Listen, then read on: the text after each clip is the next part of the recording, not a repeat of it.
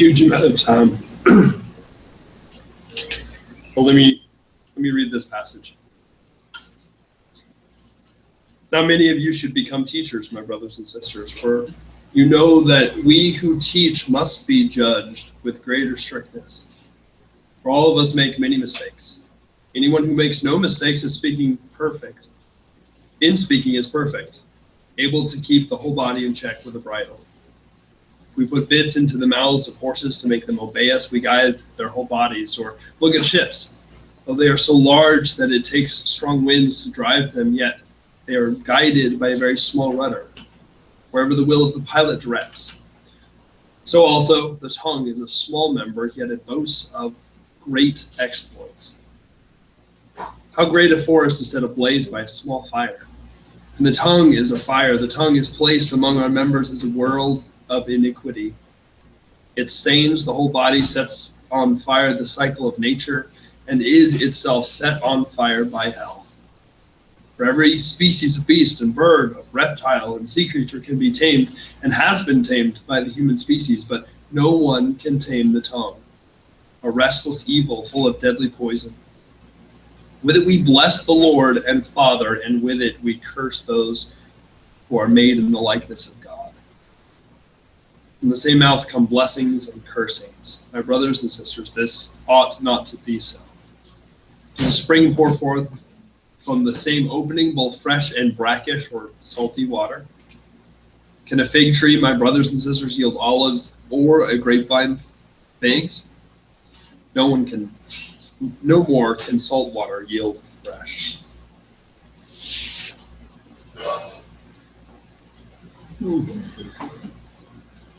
So if you were publishing this passage as an article or a blog post, what would the title be that you give it? What's the headline you give for this section? Taming the tongue. That's a good one.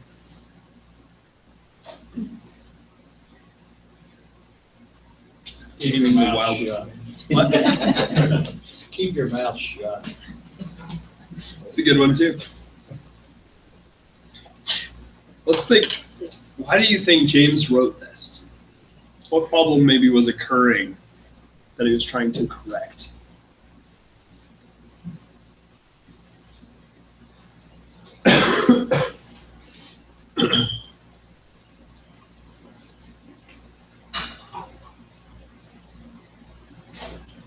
I'm afraid to speak. Yeah, I know.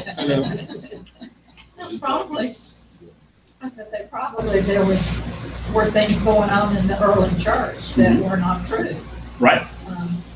And he's saying, be careful what you're saying. And I don't know what kind of teachers they had at that time. Well, it may well be have been some teachers. Yeah. I mean, think about some of the writings from Paul, talking about these super apostles that were going around telling everybody they had to be circumcised, or they had to do this, or they had to do that, who were charging great fees to preach the gospel in these areas, and we're building up these divisions within the church. And people saying, oh, I follow Apollos, I follow Paul, I follow this. Think about Paul himself, who was a bit of a firebrand, right? Who just kind of stirred things up in many ways. Maybe there was gossip, maybe there was slander. Who's maybe being called out by James in verse 1? Yeah. Why do you think teachers are judged more strictly? They have a lot of influence on students. Absolutely. Yeah. And what they say or what we say is not just for ourselves, but we're telling other people. We're kind of put in authority over them, and you hear something from me and you go, oh, okay, that must be the way it is. So if I get something wrong, it's not just affecting me, it's affecting other people. Not quite the same, but kind of similar. You know how, like in sexual abuse cases and that sort of thing, if there's any hierarchy, if it's a boss and a secretary, if it's, anything like that, that's automatically worse because there's this sort of understood aspect of this person said, oh, this is the way things are going to be. Whoever's on top. Yeah, right. It has to do with power. So in the same way, a teacher, if they say something that's inappropriate, if they say something wrong, if they are, especially, I mean, the worst case is maybe purposefully leading people astray. But even if they're just saying something that is not correct, there are implications because it goes out from there. What do you think verse 2 has to do with verse 1? Is it explaining the behavior of errant teachers, excusing them, or just generally instructing us? Verse 2 is, for all of us make many mistakes. Anyone who makes no mistake in speaking, perfect. Ironically, I keep messing that up. No mistakes in speaking is perfect, able to keep the whole body in check with a bridle. Is that about the teacher, or is that for all of us? Yeah, I think so. We see the word body at the end of verse 2. That word can actually mean several different things in the New Testament. What do we think it means here?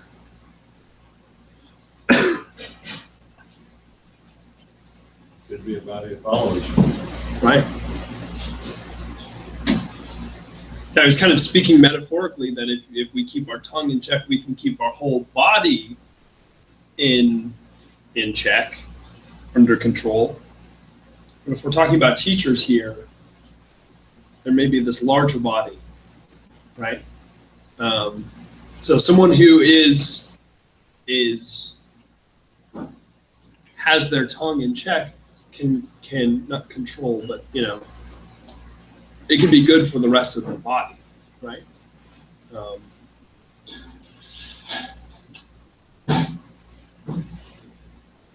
How does mastery of one's speech keep the whole body in check?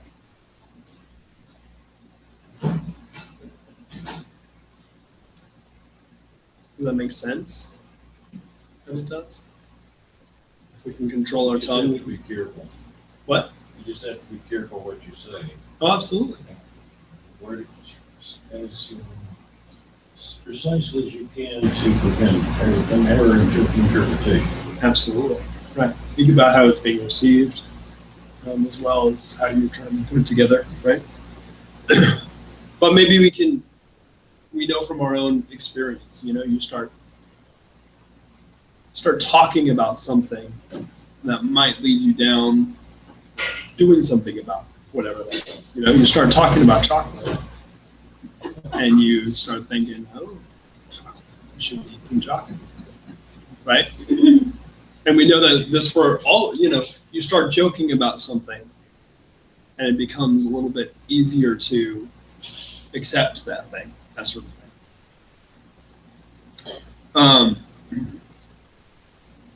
Have you ever seen a church dispute settled by a leader who spoke wisely, clearly, and kindly? Or could be out of the church. Have you ever seen a leader just kind of come in and say something and then just everything calm? Maybe. How's the tongue like a bit in a horse's mouth? These metaphors. Well, the bit in the horse's mouth takes him where he's going. The way you speak, how you ridicule or praise or encourage or discourage, sort of creates your pathway. Right. Where you're going. It sets the direction. Yes. Right. So if you're speaking slanderously, that kind of sets your direction a little bit. It sets your personal direction. It sets, how you speak. It has something to do with how other people treat you, right? How's it like a rudder of a ship? It's the same thing. It's just another example. It is small. have big consequences. That's the course. Sets the course, yeah. So it does set the course. And it can change the direction. I think what's maybe more clear about a rudder than it is on a horse. A horse, if you let go of that thing, they'll probably keep going forward, or they'll probably just stop. Whereas if you let go of the rudder of a ship, you know, it goes wherever the currents go, right? So I think that's part of that as well. That if you don't keep a firm hold on it, it'll just go wherever. How's it like a fire? A spark can burn forest down. Mhm. A little word can destroy something. Absolutely. And this metaphor is very close to my heart growing up in Southern California. I know very clearly someone's very careless. I mean, we've had to evacuate our house because, you know, a shooting range hadn't there was brush that hadn't quite been cleared the way it should have been. You know, stuff like that. Just that small little spark. Someone throws a cigarette out the window, and it can take out an entire forest, right? And it gets out of control. Closer to home, the Gatlinburg Pigeon Forge. Oh, absolutely. Fire was exactly the same situation. Right. Two kids out throwing matches, playing, Mhm. and all the devastation that it caused. Absolutely. The perfect storm of the weather that associated with it. Right. I think it just gets out of control. It has a life of its own. It becomes unpredictable. You know, you think about the standard setup for lots of sitcoms or kid shows, especially do this, where the one lie kind of leads to another lie, and then it takes on a life of its own. Right? Probably experienced that, if not in our own lives, in someone else's life.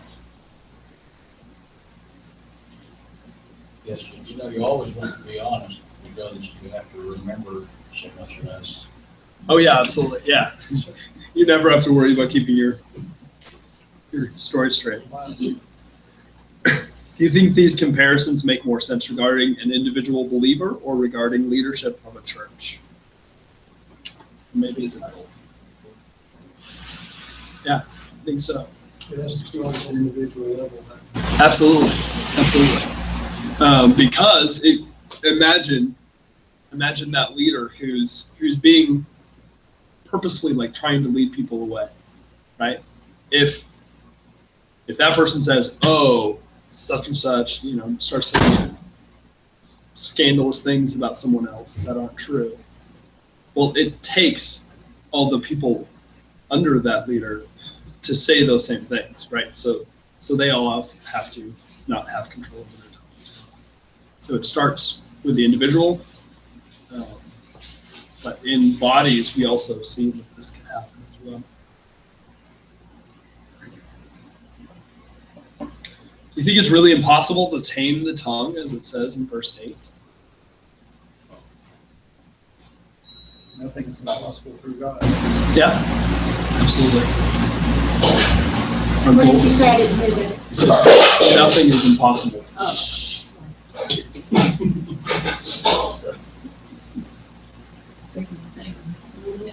Yeah, right. He just said shh, I think.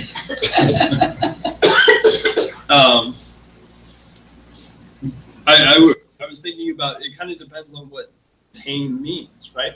Because he just brought up wild animals. If you think about a wild animal that has been tamed, well, does that mean that every single impulse of that animal is, you know, under control and they're always controllable? No. It means that most of the time they're tame. They're okay. You can kind of trust them around. You know, you go to the circus and you see a tame bear. Well, every inclination of the bear is not necessarily I'm going to be nice and cuddly and fun, but it's controllable in a way, right? Similarly, maybe our tongues can be tamed, but we also need to remember that they're this wild animal, right? They can get away from us at any moment. You talk to an animal trainer, and they know very clearly that this animal is a wild animal. And at any moment, they can decide, I don't want to have anything to do with this. And there are safeguards, but they know that these, in the end, are wild animals. And yet we pretend like our tongues are not that wild animal, right? Until sometimes we get that evidence that, oh, I did just say that, didn't I? We all have buttons that can be pushed. Absolutely, right. And yeah, our tongue can be tame almost all the time, and then somebody, figures out that one thing, and then sparks fly. How would a person do this? If you tried to tame your speaking habits, how would you go about it? Or how have you gone about it? You have to think before you speak. Right. Sometimes you have to think really long. Louise tells a story. She had a friend in, I think it was college. And you know that thing that we have in our brains that say you shouldn't say this? Well, this friend of hers didn't have that part of her brain, apparently. So they decided within the group, if they were in a group, if she wanted to say something, she had to whisper it to this one particular person and get an okay. You know, that's an okay thing to say in this group. Think about what you're going to say, right? Discuss it before you say it. Discuss it. Put that other guy in your head. Yeah, right. Which I often don't do. I just often afraid. I have written down after we read this, I remember this tonight. This came from some course I took. There were a list of things you should say or not say, or how to fix the things you wanted to fix. Mm-hmm. And the most powerful statement that I remember from this was, whatever I have said or done, I want to fix it. Which really opens the door to receive forgiveness. Absolutely. The way that we phrase things has a huge impact on not only the way that we think about them, but also how people respond. I also have a book of nonviolent communication. And it's this whole idea of, instead of saying this, say this, right? And if we kind of change the words that we choose, because we've all had this experience where you say something and you did not intend any malice, but someone who's hearing it, because of how you said it, they start getting defensive, and then you can't get anywhere with it because you put them on the defensive. The final one is so this last image, verses 9 through 12. Let me read that real quick. Where are you? With it, our tongue, we bless the Lord and Father, and with it we curse those who are made in the likeness of God. From the same mouth come blessings and cursings. My brothers and sisters, this ought not to be so. Does a spring pour forth from the same opening, both fresh and brackish water? Can a fig tree, my brothers and sisters, yield olives, or grapevine figs? No more can salt water yield fresh. So, how would you describe the situation in these verses? What is the issue here? The wrong stuff is coming out. Right. And we've all kind of experienced that, right? From time to time at least, but part of what we need to be mindful of is, in many ways, the tongue can be kind of a barometer. What are the words that are coming out of my mouth?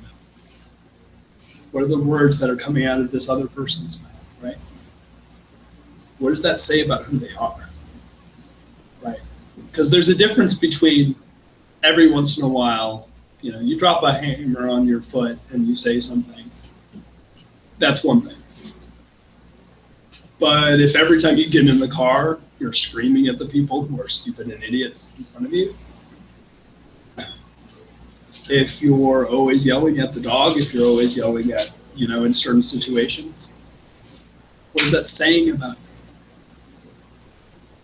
Sometimes I think God gives us these things as a warning to show us maybe there's something we need to be looking at. Let me close with some words from the Sermon on the Plain. No good tree bears bad fruit, nor again does a bad tree bear good fruit, for each tree is known by its own fruit. Figs are not gathered from thorns, nor grapes picked from a bramble bush. The good person out of the good treasure of his heart produces good, and the evil person out of the evil treasure produces evil. It's out of the abundance of the heart that the mouth speaks. And we find that our mouth is speaking something that we don't like. We may need to look and see what is the abundance in my heart. So it may not be that love and grace that I'm always hoping it is. Maybe something else. So a few things to live it out. You can memorize James 3, 9 through 10. It's not the normal type of memory verse, but it might prove helpful in real life situations. That's the one that is, it's the, don't praise God and curse him with the same mouth. That shouldn't be so. When you find yourself speaking badly about someone, stop. Maybe in mid-sentence if you need to. Find a phrase to run through your mind in those cases. Maybe James 3, 9 through 10. Maybe it's just, this should not be. Maybe it's a more positive statement like, bless the Lord, O my soul, or the prayer from Psalm 19:14, which is, let the words of my heart and the meditations of my mouth and the meditations of my heart be acceptable in your sight, O Lord, my rock and redeemer. Encouragement. Think of 3 people that you can encourage this week, and do so. Be as specific as possible. Can you bolster their confidence or their faith? Because the opposite side of this thing is that, yes, your tongue can start fires that are destructive, but it can also start these fires that can be beneficial, right?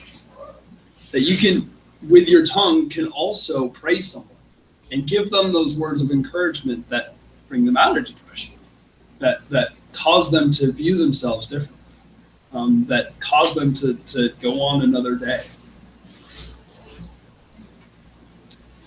Who has encouraged you in the past?